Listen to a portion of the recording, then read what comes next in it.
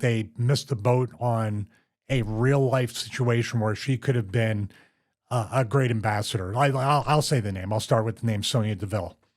All right. So basically, you said her WWE contract was not renewed, and Sonia's leaving is maybe the only real surprise here, because she was featured in the Pure Fusion Collective with the other two that are still, at least for now, right at the time of this recording, still with the company. But my thoughts right off the bat, and see if you can agree or disagree with me, James.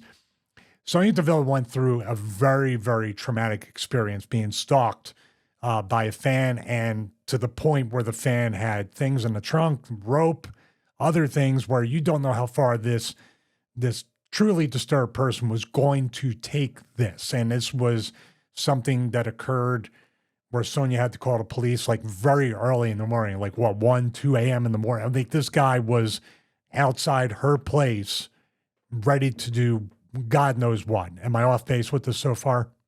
No, I can't remember who she was. Was it Mandy Rose? Or she was with Mandy Rose in the residence. But it doesn't matter who she was with unless there was somebody there with firearms or some kind of protection. This guy had been, from what I know, didn't it spawn from social media and him sending tons of messages and stuff like that and tweeting at her, and then it became just an unhealthy, very unhealthy, to the point of having items in the trunk of your car kind of obsession. That's very scary. Like weapons and duct tape and rope and stuff like that. He was going there to kidnap her. I mean, he got what did he get? 10, 15 years? I can't remember. I was just trying to look. He didn't get enough. I don't think he got enough. I mean, that's a person, I don't know if you could ever let a person like that back out on the street. Everybody deserves second chances, but when you take something that far from a mental and emotional instability, I should say more specifically, basis, that person can't function in society. Because God forbid, it was of him. He looked like Hornswoggle. Yeah, but God forbid too. Like, I thought about it when he was caught. Was she the first one? And did he? I would look into the history of somebody like that to see what their record is, or like if there was missing women somewhere. You know what I mean? I would really look deep into what this person, because they're obviously capable of doing it. They showed up. They had that there, and we're going to get back to Sonia in a second. But I want to get the timeline straight on this, because it's very important how WWE could have had an ambassador in Sonia Deville with situations like this. So I know you have some stuff you want to look up. Yeah, well, one, he looks like Hornswoggle. Two, Sonia Deville's a lesbian. So why would you even pick someone that you had zero chance with, even if you're like the most handsome guy in the world? I believe they were trying to strike a plea deal that was going to put him behind bars for 15 years. He drove from South Carolina to the Bay Area with a knife, zip ties, and duct tape with the plan of kidnapping the wrestler. Right, so this isn't really the main point we're saying about Sonia, in the sense that I think she might have been like the first openly lesbian wrestler in WWE as well. But the other point is that, as you were saying before, she was used. She was there all the time. It's not like the creator didn't have anything for her like most of the rest of this list. So I wonder why they didn't renew it. Well, there's a few. I don't know why. I don't know if it was mutual or she wanted our opportunities to do other things. But yeah, she was featured. She was featured as co-GM with Adam Pearce as well. Mm-hmm. She's been featured a lot. And then, of course, started out with Mandy Rose, which was a team that had a good look to them and had something there. So this girl could talk. This girl has a shoot background as well. That's why she was in there with the other two girls, Shayna Baszler and Zoe Stark. They have kind of like an MMA women's type of look to them. But at the same time, I feel like Sonya Deville, especially after all this occurred, could have had a Titus O'Neil type of spot as an ambassador and doing charity work and speaking out against things like this. Even, you stretch it out to domestic violence. And then, of course, if she was the first one to come out as openly gay as a WWE superstar, that is also something right there that could be marketed. If you want to look at it with the pure business type of look at it, there's 3 things right there that you can market with this woman. And you didn't do any of that. You really didn't do any of that. I wanted to also mention Oscar. I always say Oscar, but Asuka, Oscar, has recently been posting on Twitter, I think, about people making overtures towards her and how it's inappropriate and how it makes her feel uncomfortable. And then she posted the second time saying it's still happening, etc., etc. So, I mean, it's one thing to be a guy on WWE TV or whatever it might be, but it always seems to be just a completely different kettle of fish when you're a woman. Especially in wrestling where, you know, the majority of fans are going to be men, and there's always going to be some unstable ones in any sort of fandom once you get to a certain size, I guess. And yeah, but I want to remind the male wrestlers in the world, too. Have you ever seen the movie? If you're young, you probably haven't. Fatal Attraction. Don't think that women aren't dangerous either if they're driven enough. Yeah, it is a double standard. There is a double standard in some ways, but getting back to her and everything, she's been through a whole lot, and I'm glad WWE gave her some time to hopefully. That's traumatic. How much time do you need? I mean, you never really get over anything like that. You're always looking over your shoulder, I'm sure. Even with her, legitimate shoot background, it's still scary nonetheless that somebody can get to you or get that close to you in that way and invade. Look to invade your home. They invade where you live. They know where you live. They find you. They drive across multiple states. They're serious about what they want to do. They've been planning this. This is not it's a mentally unstable person with every intent to do this and plan it out. It was premeditated. So 15 years is very light for that if they got that plea deal, because this person is a true danger to society. Maybe too, I mean, it's just off with everything that we just said and the mental and emotional trauma that she's been through. Maybe she's still fighting that. And maybe the release or non-contract renewal was to give her time off the road, time away to kind of find something out in her life. Maybe it's temporary. I don't know. But it is weird that it's not based on you're not over, we have nothing for you. I can't imagine, I hope she's making a ton of money, but I can't imagine she was that much of a strain on the budget. So that's probably the most mysterious one out of everybody in the WWE group. Do you agree with that? Yeah, I'd say definitely. I mean, hopefully because they just didn't renew her contract, maybe it was a mutual thing. But we're going to move on to the rest of this list, and these were all not mutual things. These are all releases. Blair Davenport just hadn't been used much, was mostly on the losing end when she was. Apparently, there's a lot of interest in her. She's maybe even still better known, maybe not better known now because she's been in WWE, but Bea Priestley was her name in the Indies and AEW. Yeah, I'm not familiar. Is she the one that had the big purse? Because Russo and Ben talk about big purse, and I think Blair Davenport was the purse.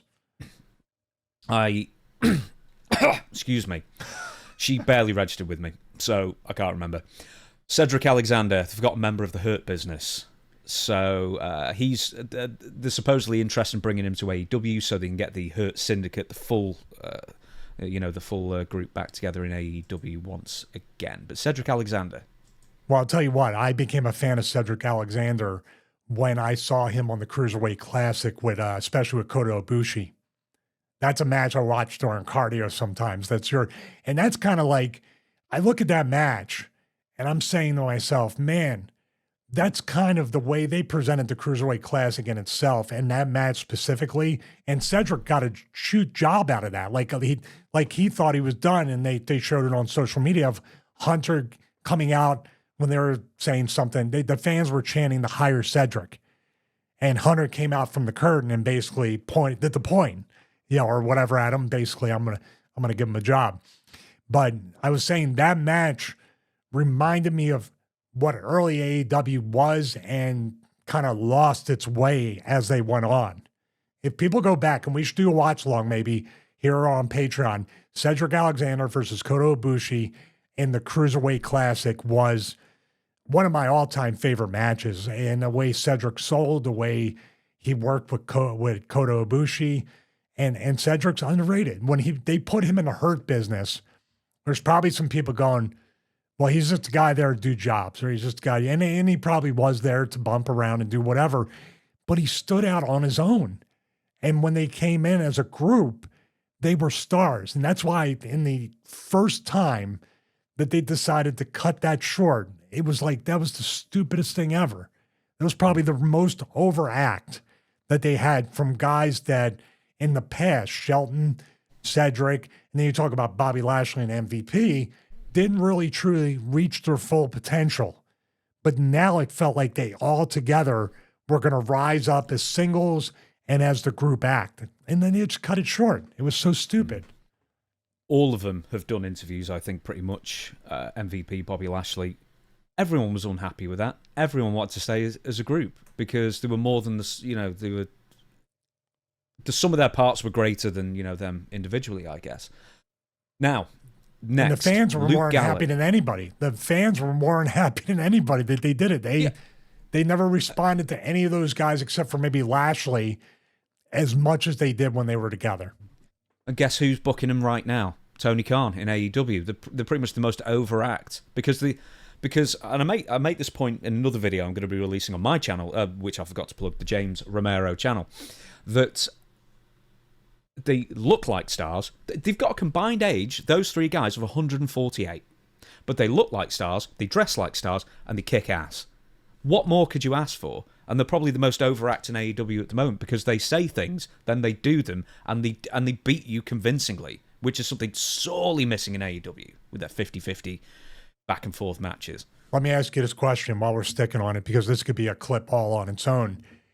How do you think, because there is the Punk precedent, I don't know all the details, but the Punk precedent, when you have an actual star come into the company from WWE, and now these guys are being presented as stars as the group, and they are kind of running roughshod over the roster.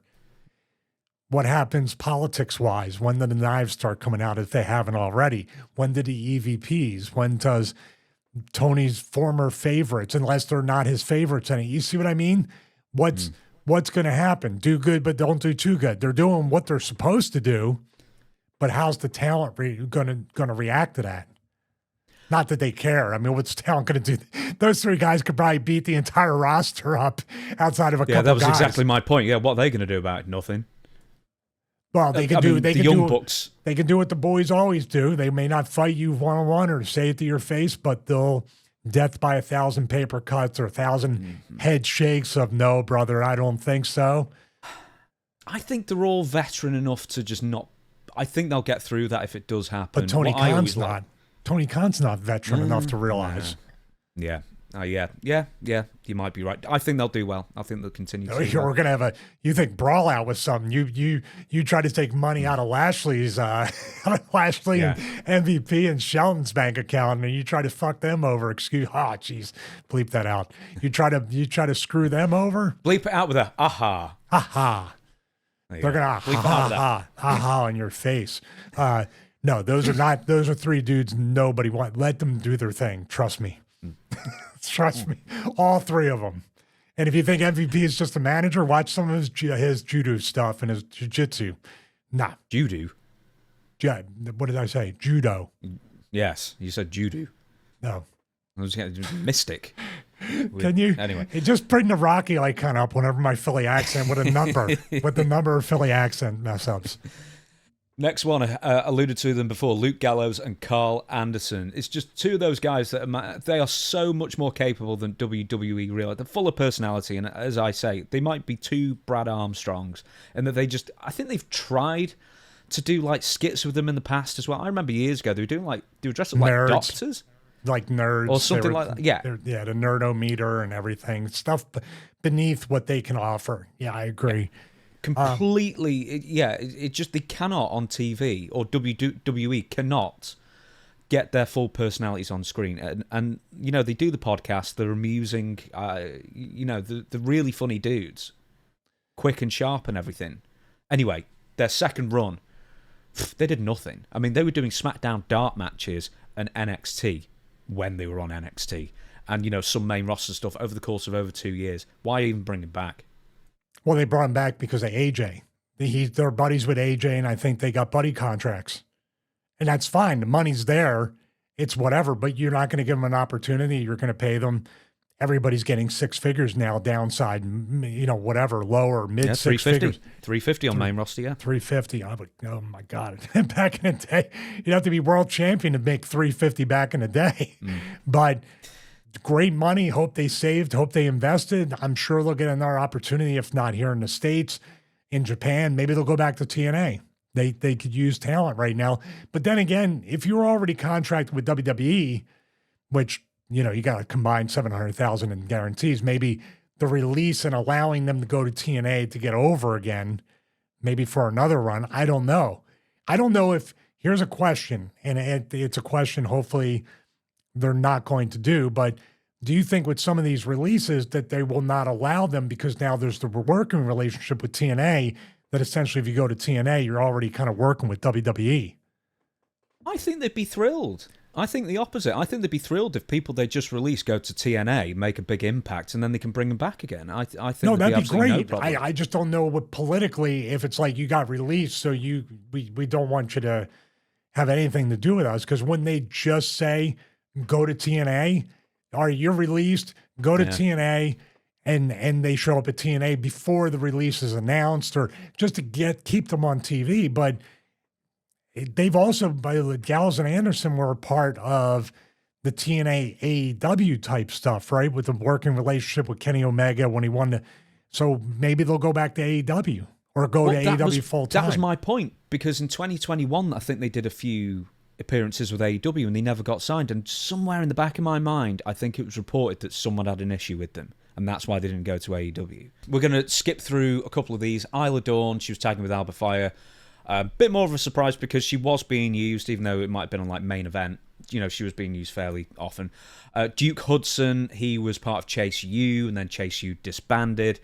His was the most interesting reaction to a firing because then he posted a video of him interviewing himself, but without the effects of the Wyatt Six, I guess. As, you know, they were doing the same sort of similar thing, I guess, with Uncle Howdy. You know, just talking about how so many Australian stars have done really well in WWE and you've been binned off. And then, but here's one I do want to talk about, Giovanni Vinci. He was excommunicated from Imperium by Kaiser, Ludwig Kaiser, back in April, and then they tried to repackage him as sort of like a playboy, sort of Dubai, almost influencer-style rich boy kind of thing. And instead, they brought him to TV after 5 months, have Apollo Creed beat him twice, and then they just cut him. It's like, why? He was saddled with the $1 Million Man, JBL, Alberto Del Rio gimmick, where you have to invest a lot of money to make the gimmick work. So they see that. Once you see that, it's like, and I think that's why, on a side note, I think I mentioned it during the Charlotte Flair thing, they booed her. Those vignettes, if they showed the real vignettes of her working hard, rehabbing, showing true grit, all that stuff, instead of the people are mad at the rich people right now in the world. So you show that you could be a heel like this guy, but you got to put the money in. But then Charlotte comes back and wins the Rumble. And those vignettes, I think, put a bad taste in people's mouths. And of course, jumping to the front of the line when you've been invested emotionally in all the other female talent. That's my theory on that. That's why they continue to boo her. But the Vinci guy, I don't know why. Imperium was brought back as an act. You had all three guys, him and Kaiser, and especially him, were in a position where you could bump and do jobs and protect definitely Gunther, but then protect Kaiser as he became more favorable to creative. He's got a great face, hasn't he, that Kaiser? Yes, he's a star. If there was no Gunther, I think Kaiser would have a more prominent role as a singles guy, maybe with vignettes, not this vignette, that this guy, it's like kiss of death. But there's got to be more to the Vinci thing, that they gave this to him and it was dead on arrival and he put Apollo Crews over in his debut match. There has to be something more to that. It doesn't just, they don't just reverse course after the vignettes they put money into after one match. It's so weird. Did you get that? After zero matches. Because he was booked to lose before he lost. So they knew they were just putting him out there to... I think you hit on something. Alberto Del Rio or Ted DiBiase or, to a point, JBL. Where were they on the card?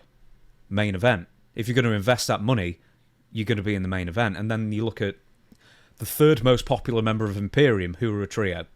Are you going to then... He was always going to be destined for the mid-card, and then... They've got such a glut of talent at the moment. They probably just thought, well, maybe it's like a Sean O'Hare thing, right? So this is research for another video I'm doing for something else, is Sean O'Hare. You know those great introduction vignettes he did? You know, I'm not telling you anything you don't already know. Yeah, it's kind of like Karrion Kross is doing right now. Yeah. But with that being said, he couldn't translate that into a live setting because with those pre-recorded vignettes, he had to do take after take after take after take. And then maybe it's the same thing with him. I don't know. Maybe they just thought, man, we're going through the motions, but it doesn't feel like it's working.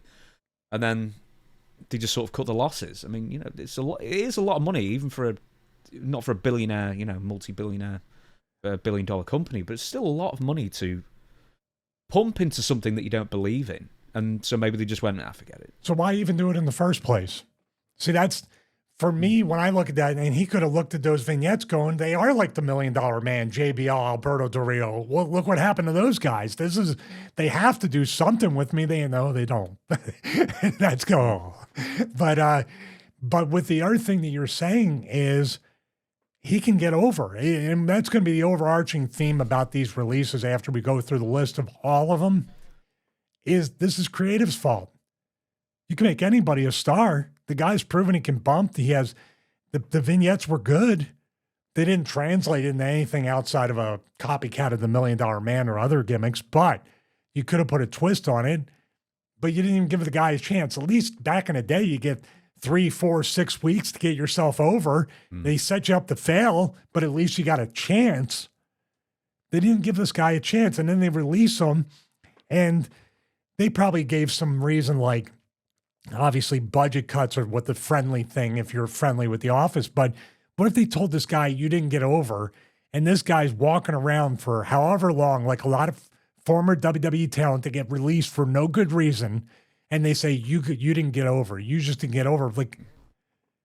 Like you said, you booked me to lose before my first match. What do you mean? It's such a mind F that it really does. I hope more than anything for any of these talents, do not carry it with you. Use it as an opportunity. Now it's up to you. But like I said before, the terrifying part is it's up to you. Can't blame creative. Can't blame the promoter. Can't blame your opponent. Can't blame the fans. It's all up to you. I'll leave it at that.